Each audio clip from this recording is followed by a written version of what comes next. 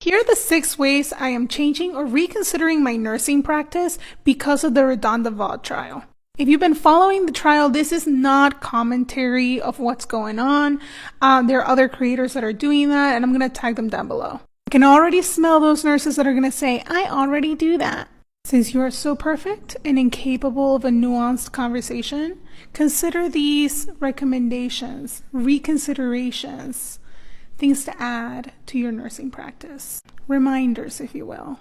Number 1, re-familiarize yourself with the 5 rights of medication administration and reintroduce them into your practice with intention. For example, asking your patient's name and date of birth before you administer a medication might be an extra layer of protection, and you might not have done that in a while. There are facilities that just rely heavily on scanning.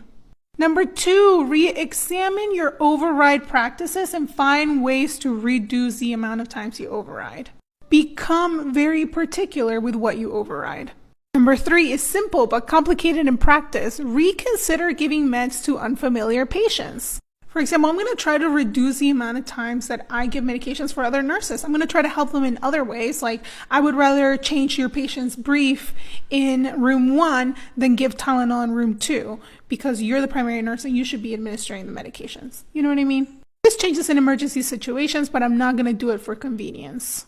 Number 4, be extremely mindful when you're co-signing meds. Whether it's a waste, a change of rate on a heparin drip, make sure you're really looking at those numbers and you're not willy-nilly going in rooms and co-signing things. And if you're saying, Sybil, I just don't have time to do all those things, here's where number 5 comes in. I am going to be extremely picky about the facilities that I work at.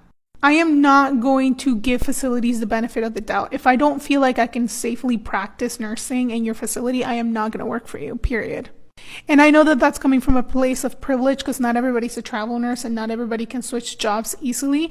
But really look at your facility. Is the liability worth your pay?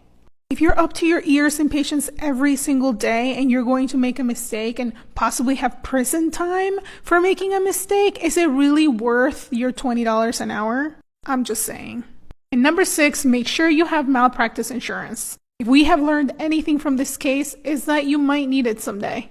And don't forget to support safe staffing efforts, whether it is unionization or legislation. Let me know if you're interested in a podcast episode where I talk more in depth about this. Maybe have a guest or something. Wink, wink. My heart really goes out to the patient's family and to Redonda as well. These system failures have caused loss of life and have ended this woman's career. Thanks for listening and good luck.